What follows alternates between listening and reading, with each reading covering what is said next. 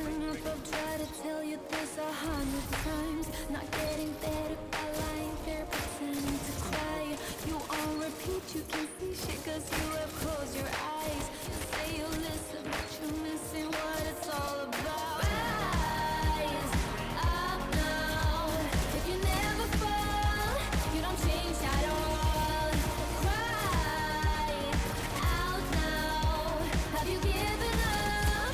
I will never stop, yeah. I try to help you, but you keep reading between the lines. There's nothing there for you to complicate, we're not aligned. You say you listen, we're guessing there's just another sign. Not growing up, you're growing old, your life keep passing. Rise up now. If you never fall, you don't change at all. What is going on, my friends? Today we are hunting rabbits, but not any old rabbit, my friend. It is the Jade Rabbit. Oh indeed, guys. Don't forget to smack a like on this video before we get into this thing. The fate of all fools is the exotic perk. Chain body shots to gain bonus damage to your next precision shot and return ammo to the magazine. It also has Zen Moment, High Cal. The catalyst gives it a nice juicy bump to the stability, as you can see. And of course, this archetype got buffed with this recent patch. High impact scouts increased body shot damage from 38.2 to 42. Crit moves from 66.9 to 73.5. An archetype can 2 crit 1 body against 189 HP or lower, and it kills in 1.6 seconds in body shots. Gotta tell you, the exotic perk on this weapon seems either it's kind of pointless in PvP or it's bugged. I'm not sure which. There were several instances where I hit someone with 2 body shots and then a headshot, and I didn't get any increased damage. And then in other instances, there were times where I'd hit a few body shots and then I would hit like 85 with the scout. And then there were other times where I was hitting like 90 with the scout.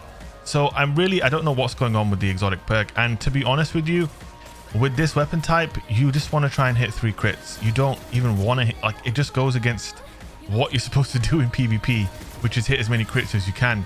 And since it's kind of buggy, yeah, I would just recommend against trying to proc the perk in PvP. If it happens, great. But if not, just go for 3 crits. And let me tell you, man, it is easy to get crits with this gun. So you saw the catalyst gives you a big bump to your stability. So you're sitting at 80 stability, which is very high, abnormally high for this archetype. On top of that, the weapon has 80 aim assist, which again is very high. See the hidden stats here on the weapon thanks to Destiny Item Manager. So you can see it there. It's got 100 recoil direction, 20 zoom. It has 80 stability and it has 80 aim assist. But it gets even better because we are running 2 scout rifle targeting mods, and that gives us a total of plus 15 aim assist. So in reality, the Jade Rabbit you're seeing on your screens in this match, it has 95 aim assist and 80 stability.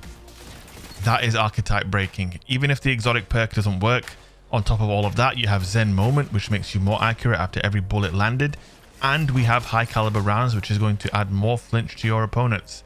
So essentially what you have here is just, you know, this is peak performance for a 150 scout. If you wanted to see a 150 scout in its final form, sorry about the sirens in the background, I live in the ghetto. If you wanted to just see the best version of a 150 scout, dude, if you wanted to see a 150 scout rifle that turned its life around, went to the gym, got a new job, this is it. You can see that we ran out of medals on the screen.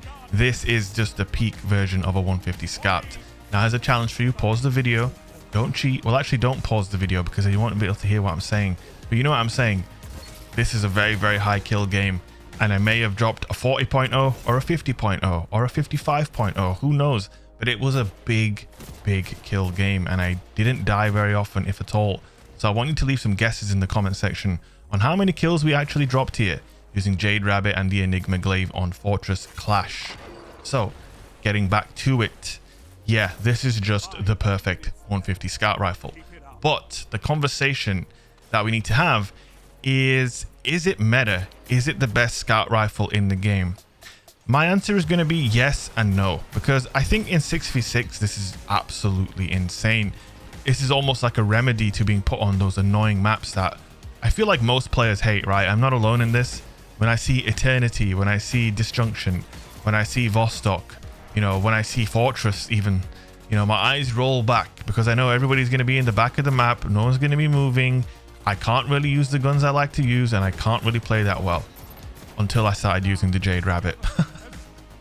So this weapon is almost like a complete solution to these massive maps, and you can really light up these gyms who just like to stand in the back, because you have something of your own that's arguably just as good or even better. A lot of people using pulses, but when you get further out, nice ghost medal by the way, you get even further out, you know, those pulses do start to drop off a little bit. The Jade Rabbit will not drop off. You'll be blasting them in the face.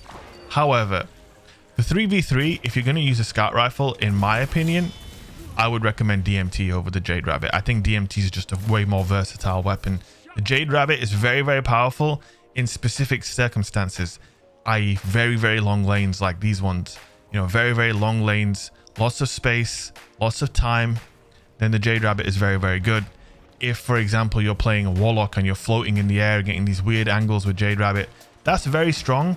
But that's part the weapon, and it's also part the fact that you're floating like 50 million feet in the air on an angle that players don't even see. At that point, you could kill them with just about any weapon, right? Because they don't know you're there. So I wouldn't let that skew your opinion of this gun. I do think it's very strong, especially if you get, you know, if for some reason Trials is on Eternity next week, please no. Then yeah, Jade Rabbit will absolutely pop off. But in most maps, you won't pick this gun, and therefore it's not meta. At least not in 3v3, and 3v3 is where the real meta exists basically, because where people are trying as hard as they possibly can to win. And don't get me wrong, the quick play Olympics is basically like that as well, but you know, there's a little bit more at stake in 3v3, and obviously with less players around and less chaos, you know, individual skill shows more, and therefore the meta and how broken certain things are shines more. In my opinion, DMT is just a way more versatile weapon. The scaling damage on DMT is far superior to the Jade Rabbit as well. Obviously, Cranial Spike just gives you loads of damage on every single crit shot, and with people healing and having so much health in this meta, that can really help. Now maybe if Jade Rabbit's body shot damage chaining thing got fixed or reworked, then I could say maybe this is flat out better than Dead Man's Tale. As it stands though, I don't think it is. I do believe DMT is just the overall more versatile and deadly weapon, and does remain the king of scout rifles, but the Jade Rabbit might as well be the prince. There you go, 45.0, really close to that 50-0 medal. Kind of sad about it, but hey, what are you gonna do? It was still a decent game. I hope you guys enjoyed it, and you enjoyed my opinions on the Jade Rabbit. That's all there is from me. Hope you guys enjoyed the video. Don't forget to leave a like, drop a comment, subscribe, and I will see you guys in the next one. Peace out.